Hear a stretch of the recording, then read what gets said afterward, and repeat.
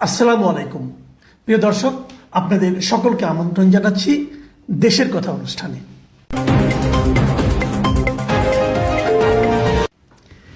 ঈদের আগে আগে ছাগল নিয়ে একটা আলোচনা হয়েছিল। সেটা ছিল একটা কলেজগামী ছেলে, একটা একটা ছেলে একটা ছাগল কিনেছে 12 লাখ টাকা দিয়ে, এবং সেটাকে নিয়ে একটা ভিডিও করেছে এবং তা নিয়ে বিরাট আলোচনা, এবং আলোচনার মধ্যে নতুন একটা মাত্রা পেয়েছিল এই কারণে যে ছেলেটা কে জানা গিয়েছিল। এই ছেলেটা হলো একজন, তখন বলা হচ্ছিল আর কি, এই ছেলেটা এনবিআর এর একজন সদস্যের ছেলে, এবং সেই সদস্যের নাম হলো মিস্টার মতিউর রহমান। তিনি এনবিআর এর শুল্ক ও আবগারি ও ভ্যাট অ্যাপিলেট ট্রাইব্যুনালের প্রেসিডেন্ট, খুব গুরুত্বপূর্ণ একটা পদ কিন্তু। তো এই ভদ্রলোক মতিউর রহমান তার ছেলে। এটা নিয়ে তখন ব্যাপক আলোচনা ঈদের আগে, এবং ঈদের পরপরই দেখলাম যে মতিউর রহমান সাহেব অস্বীকার করলেন যে না, ইফাত আমার ছেলে না, এবং ছেলে তো নাই, সে আমার আত্মীয়ও না, তাকে আমি চিনিও না, এই ধরনের কথা বলে উনি একটা আলোচনায় আসলেন। এবং তখন তাৎক্ষণিকভাবে এটাকে চেক করার উপায় ছিল না, এবং সবাই এটা মেনেও নিয়েছিল। তাই তো ওনার যদি পিতা যদি অস্বীকার করে আমার ছেলে না, তাহলে তো তা নিয়ে আর কোনো কথা থাকে না। এখন এরপরে কি হলো, মিডিয়াগুলো দেখলাম গত একদিন ধরে, গতকালকে এই ডেভেলপমেন্টটা হয়েছে, সবগুলো মিডিয়া একসঙ্গে লাগলো এবং দেখা গেলো তারা খুঁজে খুঁজে ঠিকই বের করে ফেলেছে। আমি কেবল আমি অনেকগুলো মিডিয়াতে দেখলাম এটা, তো আমি যে মিডিয়াটা আজকে নিচ্ছি, যে তার সূত্রগুলি এবং খুঁজে বের করার ব্যাপারে যার রিপোর্টটা আমার কাছে সবচেয়ে পছন্দ হয়েছে, সেটা হলো আজকের পত্রিকায় যে রিপোর্টটা হয়েছে, সৈয়দ রিয়াদ রিপোর্টটা করেছেন। সেই রিপোর্টটা শিরোনাম ছিল বংশীয় এক ছাগলের দোষে আজ বাবা হারা ইফাত। একটু রসিকতা করে করা হয়েছে, বাট রিপোর্টটা খুব ইন্টারেস্টিং। আমি রিপোর্টে কিছু কিছু অংশ আপনাদেরকে পড়ে শোনাচ্ছি। কি বলা হয়েছে, যে তরুণ মুশফিকুর রহমান ইফাতের স্কুল কলেজের নথি বলছে তার বাবার নাম মতিউর রহমান। সমাজ ও স্বজনরা বলছেন তারা বাবা ছেলে, কিন্তু ইফাতকে নিজের ছেলে বলে স্বীকার করছেন না মতিউর। দেখুন, শুরুটা কিন্তু ভয়ঙ্কর। ভয়ঙ্কর কেন? একজন পিতা তার সন্তানকে অস্বীকার করছেন কেন? এই অস্বীকার করার বিনিময়ে উনি আসলে কি পেতে চাচ্ছেন, সে আলোচনায় আমি যাচ্ছি। যাওয়ার আগে আমি কিছু কিছু জায়গাগুলো একটু আপনাদেরকে জানাতে চাই।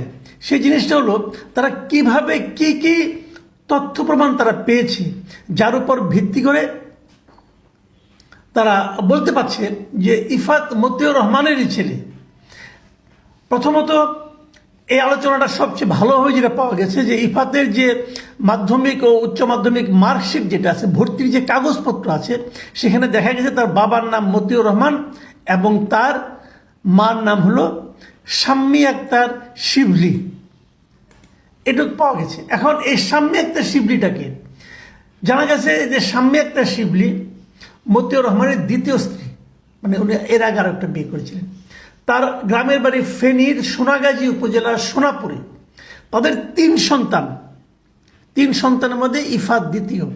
তার বড় বোন ইফতিমা রহমান মাধবী রাজধানীর একটি বেসরকারি মেডিকেল কলেজের শিক্ষার্থী, এবং তৃতীয় জন ছেলে ইরফানের বয়স 7 বছর। শাম্মী আক্তার শিবলি, তার সম্পর্কে জানা গেছে সে ফেনী 2 আসনের যে আওয়ামী লীগ দলীয় সদস্য নিজামুদ্দিন হাজারী তার মামাতো বোন। নিজামুদ্দিন হাজারীকে জিজ্ঞাসা করা হয়েছে, এবং তিনিও নিশ্চিত করে আজকের পত্রিকাকে বলেছেন যে শাম্মী ডাক্তার শিবু। তিনি বলেছেন যে শিবুর ছেলের নাম আমি জানি না, তার স্বামী মতিউর রহমান এনবিআর এর একজন সদস্য। তার একজন সংসদ সদস্য বলছেন মতিউর রহমান শাম্মী আক্তার, তার মামাতো বোন শাম্মী আক্তারের স্বামী। এখন এই জিনিসটা আরও ফেনীর একজন যুবলীগের সাবেক যুগ্ম আহ্বায়ক সাখাওয়াত হোসেন, তিনিও এই একই সাক্ষী দিয়েছেন। উনি বলেছেন যে ওই নারী নিজামুদ্দিন হাজারীর আপন মামাতো বোন শিবু, সঙ্গের ছেলেটি ইফাত তার সন্তান। শিবু এনবিআর এর সদস্য মতিউর রহমানের দ্বিতীয় স্ত্রী। মোটামুটি তথ্য প্রমাণ কিন্তু পাওয়া গেল। তাহলে মতিউর রহমান কেন অস্বীকার করলেন? এটা হলো সবচেয়ে বড় ইন্টারেস্টিং ব্যাপার। মতিউর রহমানের কি, কেন উনি অস্বীকার করলেন? অস্বীকার করলেন এই কারণে যে কেঁচো খুঁড়তে সাপ বেরিয়ে আসছে বলে। মানে যখন সে স্বীকার করবে যে ইফাত আমার ছেলে, স্বীকার করার সঙ্গে সঙ্গে প্রশ্ন উঠবে যে ইফাতের এত বিত্ত বৈভব কি করে সম্ভব। ইফাত কিন্তু এই ছাগলটা কেনার আগে একাধিক দামি দামি গাড়িকে পেছনে রেখে উনি কিন্তু পোজ দিয়েছেন। কাজে সেই সমস্ত সম্পদ একটা ইন্টারমিডিয়েট পড়ার ছেলে কোথা থেকে সম্ভব? নিশ্চিত পিতার সম্পদ। এই কারণে সে তার অস্বীকার, কিন্তু এই ধরনের অস্বীকার কি করা যায়? উনি যখন ছেলেকে এগুলি কিনে দিয়েছিলেন তখন ওনার খেয়াল ছিল না। উনি যখন অবৈধভাবে এই বিপুল অর্থ অর্জন করেছিলেন তখন ওনার খেয়াল ছিল না। তো এখন উনি অস্বীকার করলে কি হয়? এটাকে কোনো মানবিকতার পর্যায়ে পড়ে? ঠিক আছে ভাই, দেখেন দুর্নীতিবাজ অনেকে আছে, কিন্তু তাই বলে সম্পদ রক্ষার জন্য সন্তানকে অস্বীকার করার মতো নিষ্ঠুর পিতা দেখেছেন কখনো?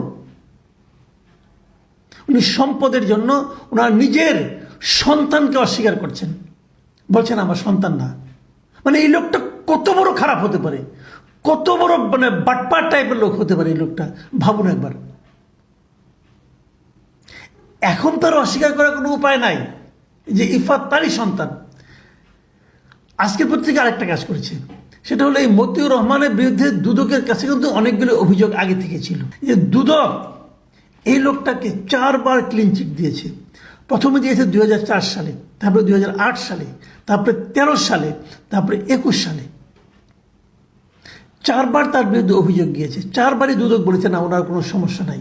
দুদকটা কে? দুদক কি কোনো যন্ত্র? দুদক কি কম্পিউটার? না, দুদকে কিছু লোক থাকে। সেই লোকগুলো বলেছে, যাদের অনুসন্ধানের দায়িত্ব দেওয়া হয়েছিল তারা বলেছে এই মতিউর রহমান ভালো মানুষ, তার বিরুদ্ধে অভিযোগগুলি সত্য নয়। এখন প্রশ্ন করার সুযোগ আছে যে কারা তদন্ত করেছে। এই 4 বার যারা যারা তদন্ত করেছে তাদেরকে কেন তদন্তের আওতায় এখন আনা হচ্ছে না? আপনি নিশ্চিত থাকতে পারেন এরা বিপুল অঙ্কের টাকা খেয়ে ওনাকে ক্লিন চিট দিয়ে দিয়েছে 4 বারই। এই 4 বার যে লোকগুলি ওরা তদন্ত করেছে মতিউর রহমানের, এই প্রত্যেকটা লোককে জবাবদিহিতার আওতায় এনে কঠিন থেকে কঠোরতর সাজা দেওয়া উচিত। কারণ যার মাধ্যমে আপনি দুর্নীতি নিয়ন্ত্রণ করবেন তারাই যদি দুর্নীতিবাজ হয়ে যায় তাহলে দেশে আর থাকেটা কি? বাট সবচেয়ে আশার কথা হলো দুদকের বর্তমান চেয়ারম্যান উনি কিন্তু এই মতিউর রহমানের বিরুদ্ধে দুর্নীতির যে অভিযোগগুলো সেগুলো আবার মানে 5ম বারের মতো অনুসন্ধানের জন্য সিদ্ধান্ত নিয়েছেন এবং মিটিং করে। সেটা কবে? সেটা ছাগল কাণ্ডের আগে। কিন্তু ছাগলের বিষয়টা উঠছে আপনার ঈদের আগে আগে, কিন্তু ওনার বিরুদ্ধে আবার তদন্তের সিদ্ধান্ত নেওয়া হয়েছে এই মাসের 4 তারিখে, মানে জুনের 4 তারিখে, আরও আগে 2 সপ্তাহ আগে প্রায়। এটা আমি মনে করি একটা ইতিবাচক দিক, যে তারা আসলেই দুদকের দৃষ্টিতে তারা ছিল, এই মতিউর রহমান ছিলেন, এবং তারা 5ম বারের মতো করতেছেন। এবার কাকে দায়িত্ব দেওয়া হবে তার উপরে নির্ভর করবে যে আলটিমেটলি হবেটা কি। আমি মনে করি এর সঙ্গে একই কথা বলতে চাই যে সবচেয়ে আগে দুর্নীতি মুক্ত করতে হবে দুর্নীতি দমন কমিশনকে। যারা তদন্ত করেন তারা তো এই গ্রহেরই মানুষ না, তারা তো এই বাংলাদেশেরই মানুষ। সেই লোকগুলিকে আগে নিশ্চিত করতে হবে যে তারা দুর্নীতি করে আরেকটা দুর্নীতিকে মানে কোনো রকম ক্লিন চিট দেবেন না। এই জিনিসটা ক্লিয়ার করতে হবে। আর সেই সঙ্গে যে পিতা তার সন্তানকে অস্বীকার করে সে তো পিতা নামের কলঙ্ক।